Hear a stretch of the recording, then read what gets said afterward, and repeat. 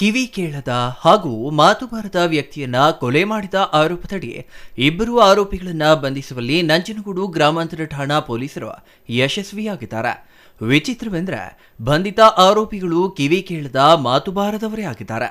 ತುಮಕೂರು ಜಿಲ್ಲೆ ಕುಣಿಗಲ್ ತಾಲೂಕಿನ ಶ್ರೀನಿವಾಸ ಅಮೃತೂರು ಗ್ರಾಮದ ನಿವಾಸಿ ಐಎಸ್ ಗಂಗಾಧರ ಬಂಧಿತ ಆರೋಪಿಗಳಾಗಿದ್ದು, ತಾಲೂಕಿನ ದೇವಿರಮ್ಮನಹಳ್ಳಿ ಪಾಳ್ಯದ ನಿವಾಸಿ 32 ವರ್ಷದ ಸ್ವಾಮಿ ಎಂಬುವರ ಕೊಲೆ ಪ್ರಕರಣದಲ್ಲಿ ಆರೋಪಿಗಳನ್ನು ಬಂಧಿಸಲಾಗಿದ್ದು, ಮತ್ತೊಬ್ಬ ಆರೋಪಿ ಬಂಧನಕ್ಕೆ ಶೋಧ ಕಾರ್ಯ ನಡೆಯುತ್ತಿದೆ. ನನ್ನ ಪತಿ ಸ್ವಾಮಿ ಕಾಣೆಯಾಗಿದ್ದಾರೆ ಎಂದು ಮಾರ್ಚ್ 4ರಂದು ದೇವಿರಮ್ಮನಹಳ್ಳಿ ಪಾಳ್ಯದ ನಿವಾಸಿ ಸವಿತಾ ಗ್ರಾಮಾಂತರ ಠಾಣೆಗೆ ದೂರು ನೀಡಿದ್ರು. ಸ್ವಾಮಿ, ಸವಿತಾ ಇಬ್ಬರು ಮಾತು ಬಾರದೆ ಕಿವಿ ಕೇಳದವರೇ ಆಗಿದ್ದಾರೆ. ಈ ಇಬ್ಬರು ಕಳೆದ 4.5 ವರ್ಷಗಳ ಹಿಂದೆ ಪ್ರೀತಿಸಿ ವಿವಾಹವಾಗಿದ್ದರು ಎನ್ನಲಾಗಿದೆ. ಇವರ ಮೊಬೈಲ್ಗಳನ್ನು ಪರಿಶೀಲಿಸಿದಾಗ ಪೊಲೀಸರಿಗೆ ಆರೋಪಿಗಳ ಸುಳಿವು ಸಿಕ್ಕಿತು. ಸವಿತಾ ಅವರನ್ನ ಮೈಸೂರಿನ ವಾಕ್ ಮತ್ತು ಶ್ರವಣ ಸಂಸ್ಥೆಯಲ್ಲಿ ವಿಚಾರಣೆಗೊಳಪಡಿಸಿ ಅವರ ಹೇಳಿಕೆ ಆಧಾರದ ಮೇರೆಗೆ ಶ್ರೀನಿವಾಸ ಹಾಗೂ ಗಂಗಾಧರ ಅವರನ್ನ ವಶಕ್ಕೆ ಪಡೆದು ವಿಚಾರಿಸಿದಾಗ ಈ ಇಬ್ಬರು ಮಾತು ಬಾರದ ಕಿವಿ ಕೇಳದ ವ್ಯಕ್ತಿಗಳು ಎಂಬ ವಿಷಯ ಪೊಲೀಸರಿಗೆ ತಿಳಿಯಿತು. ಅಲ್ಲದೆ ಇವರ ಕೊಲೆ ಕೃತ್ಯವೂ ಬಯಲಾಯಿತು. ನನ್ನ ಮಗನ್ನೇ ಕೊಲೆ ಮಾಡಿದಾಗ ನಮ್ಮನ್ನ ಕೊಲೆ ಮಾಡ್ದಂಗೆ ಹೆಂಗೆ ಸರ್? ನನ್ನ ಮಗನ್ನೇ ಪತ್ತಿಲ್ದಂಗೆ ಕಲ್ಲಿಡ್ದಂಗೆ ಕೊಲೆ ಮಾಡ್ಬಿಟ್ರೆ ನನಗೆ ಅವಳಿಗೆ ಇಷ್ಟ ಬೈದ ಮೇಲೆ ನನ್ನ ಮಗ ಎಷ್ಟು ಸೊಪ್ಪು ಮಾರಿ ನನ್ನ ಮಕ್ಕಳು ಸಾಕಿದ್ದೀನಿ ಸರ್. ನನ್ನ ಒಬ್ಬನ್ನೇ ಕರ್ಕೊಬಿಟ್ನಲ್ಲ ಸರ್. ನನ್ನ ಬಾಯಿ ಬಿಡೋರು ನೀರ್ಯಾರ ಸರ್. ಈಗ ನೀವೆಲ್ಲರೂ ಹೋಯ್ತೀರಿ, ನಿಮ್ಮಮ್ಮ ಹಸ್ಕೊಂಡು ಆಡ್ಕೊಂಡು ಬರ್ತಾರೆ. ಅವ್ರಿಗೆ ಎಷ್ಟು ಹೊಟ್ಟೆ ಉರಿತದ ಸರ್ ನಮ್ಗೆ? ಅದಂತ ನಮ್ಗೆ ಹಂಗೆ ಮಮತಿ ಕೊಡಿ ಸರ್, ನ್ಯಾಯ ಕೊಡಿ ಸರ್. ನಮ್ಗೆ ನ್ಯಾಯ ಮಾಡಿಲ್ಲ ಸರ್, ನಾನು ಸೊಸೆನೇ ಮಾಡಿಲ್ಲ. ಯಾಕೆ, ಏನು ಸಮಸ್ಯೆ ಅವರಿಬ್ಬರಲ್ಲಿ? ಏನು ಸಮಸ್ಯೆ ಅಂತಂದ್ರೆ ಇನ್ನೊಬ್ಬ ಅವನೇ ಸರ್. ಯಾರು? ಯಾವನೋ ಗೊತ್ತಿಲ್ಲ, ದಪ್ಪಕ್ಕವನೇ ಸರ್. ಶ್ರೀನಿವಾಸ ಅಂತ ಅವನ ಹೆಸರು ಇಟ್ಟಿಲ್ಲ ನನಗೆ. ಒಟ್ಟು ದಪ್ಪಕ್ಕವನ 11 ಗಂಟೆ 10 ಗಂಟೆ ರಾತ್ರಿ 11 ಗಂಟೆ ರಾತ್ರಿ ಎಲ್ಲ ಫೋನ್ ಮಾಡೋದು. ಚೆಂದಾಗ ಬೋದಿದ್ದೀನಿ ನಾನು ಒಂದು ದಿವಸ. ಆವತ್ತಿಂದ ಬಿಟ್ಬಿಟ್ಟಿದ್ರು. ಏನು ಹಿಂಗೆ 1 ತಿಂಗಳಿಂದ ಏನಾಯ್ತು ನನಗೆ ಗೊತ್ತಿಲ್ಲ ಸರ್. ಏನಕ್ಕೆ ಬೈತೀರಿ?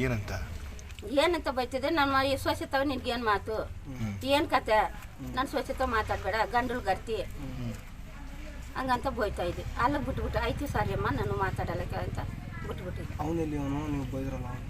ಯಾವ್ರನ ಫೋನಲ್ಲಿ ಬೋದು ನನಗೆ ಇವ್ರ ನಂಗೆ ಗೊತ್ತಿಲ್ಲ. ನಾನು ಇರೋದು ನನ್ನ ಮೈಸೂರಿನಲ್ಲಿ. ನನ್ನ ಮಗ ಒಬ್ಬರಿಗೆ ಎಡ್ತಿಕೊಂಡು ಇಬ್ಬರಿಗೂ ಬಿಟ್ಬಿಟ್ರೆ ನಾನು ಮೈಸೂರಿಗೆ ಹೊಂಟೋಗ್ಬಿಟ್ಟು. ನೀವು ಬೈದ ಮೇಲೆ ನಿಮ್ಮ ಮಗನಿಗೆ ಹೇಳಿದ್ರೆ ಮಾತಾಡ್ತಾ ಇದ್ರು? ಹೇಳಿಲ್ಲ. ಇನ್ನೊಬ್ಬ ಮೂಗಿ ಅವಳಲ್ಲ, ಇನ್ನು ನಿನ್ನ ಕೊಲೆನೇ ಮಾಡಿಸ್ತೀನಿ ಇನ್ನೊಂದು ಮೂಗಿ ಅವಳು. ಒಂದು ಪಾಪ ಸತ್ತೋಗ್ಬಿಟ್ಟದ, ಇನ್ನೊಂದು ಮೂಗಿ ಅದ. ಈಗ ಅವಳಿಂದನೇ ಇಷ್ಟೆಲ್ಲ ಆಗಿರೋದು. ನಿಮ್ಮ ಮಗ ಏನು ಕೆಲಸ ಮಾಡ್ತಿದ್ರು? ಗಾರೆ ಕೆಲಸ ಮಾಡ್ತಿದ್ದೆ ಸರ್. Okay okay. ಓದಿದ್ರ ಅವರು? ಇವ್ರು ಹೆಂಗೆ ಪರಿಚಯ? ಇವರಾದ ಗಾರೆ ಕೆಲ್ಸಕ್ಕೆ ಹೋಗಿದ್ರಲ್ಲ ಸರ್, ಆವಾಗ ಪರಿಚಯ ರೀ ಸರ್. ಗಾರೆ ಕೆಲ್ಸಕ್ಕೆ ಹೋಗಿ ಆವಾಗ ಪರಿಚಯ ರೀ ಸರ್. Okay okay. ಅಲ್ಲೇ ಮಂಟ್ಕಲ್ಲಿಲ್ಲ ಅವರು.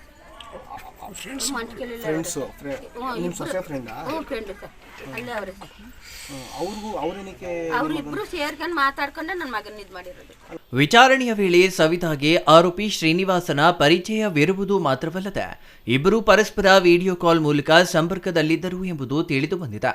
ಶ್ರೀನಿವಾಸನಿಗೆ ಸವಿತಾ ಮೇಲೆ ಪ್ರೀತಿಯಾಗಿದ್ದಲ್ಲದೆ ಹಣಕಾಸು ಸಹಾಯ ಮಾಡಿದ್ದ. ಸವಿತಾ ಮೂಲಕ ಆಕೆ ಗಂಡ ಸ್ವಾಮಿ ಶ್ರೀನಿವಾಸನಿಗೆ ಪರಿಚಯವಾಗಿದ್ದ. ಅಲ್ಲದೆ ಸ್ವಾಮಿಗೂ ಶ್ರೀನಿವಾಸ ಸಾಲ ನೀಡಿದ್ದ. ಸ್ವಾಮಿ ಕೊಲೆ ಮಾಡಿದ್ರೆ ಸವಿತಾಳನ್ನ ತಾನು ಮದುವೆಯಾಗಬಹುದು ಎಂದು ಆಲೋಚಿಸಿ ಯೋಜನೆ ರೂಪಿಸಿಕೊಂಡ ಶ್ರೀನಿವಾಸ ಫೆಬ್ರವರಿ 12ರಂದು ಹಣ ನೀಡುವುದಾಗಿ ಸ್ವಾಮಿಯನ್ನ ಕುಣಿಗಲ್ ತಾಲೂಕಿನ ಅಮೃತೂರಿಗೆ ಕರೆಸಿಕೊಂಡು ಮದ್ಯಪಾನ ಮಾಡಿಸಿದ್ದಾನೆ. ಬಳಿಕ ಶ್ರೀನಿವಾಸ ತನ್ನ ಸ್ನೇಹಿತರಾದ ಗಂಗಾಧರ ಮತ್ತು ಮತ್ತೋರ್ವನೊಂದಿಗೆ ಸೇರಿ ಕುಣಿಗಲ್ ತಾಲೂಕು ಹೊಸಪುರದ ಜಮೀನಿನಲ್ಲಿ ಸ್ವಾಮಿಯ ಕುತ್ತಿಗೆಗೆ ಹೊಡೆದು ಕೊಲೆ ಮಾಡಿ ಕಲ್ಲನ್ನ ಮೃತದೇಹಕ್ಕೆ ಕಟ್ಟಿ ಶವವನ್ನ ಬಾವಿಗೆ ಹಾಕಿದ್ರು. ಲಕ್ಷ್ಮಮ್ಮ ನಮ್ಮ ಊರವರು ಅಂದ್ರೆ ಮಗ ಕಾಣೆಯಾಗಿ ಹೋಗಿದೆ. ಮಗ ಬರ್ತಿಲ್ಲ, ಫೋನ್ ಎತ್ತಿಲ್ಲ ಅಂತ ನನ್ನ ಹತ್ರ ಬಂದರು. ನನ್ನ ಹತ್ರ ಬರ್ಬೇಕಾದ್ರೆ ಫೋನ್ ಎತ್ತಿಲ್ಲ ಅಂತ ಈಗ ಡೈಲಿ ಮಾಡ್ತೀವಿ ಇವತ್ತು ಮಾಡಿಲ್ಲ ಅಂತ ಅಂದ್ಬಿಟ್ಟು ಬಂದರು ನನ್ನ ಹತ್ರ. 2 ದಿವಸ ಆದಮೇಲೆ ನಮ್ಮ ಅಮ್ಮ ಆದಮೇಲೆ ಸರಿ ಬಾ ಕಂಪ್ಲೇಂಟ್ ಕೊಡೋ ಅಂತ ಕರ್ಕೊಂಡೋದೆ. ನಾನು ಹೋಗಿ ಕಂಪ್ಲೇಂಟ್ ಕೊಟ್ಬಿಟ್ಟು ಕೇಳಿದಾಗ ಅವ್ರಿಗೂ ಬರ್ತೀವಿ.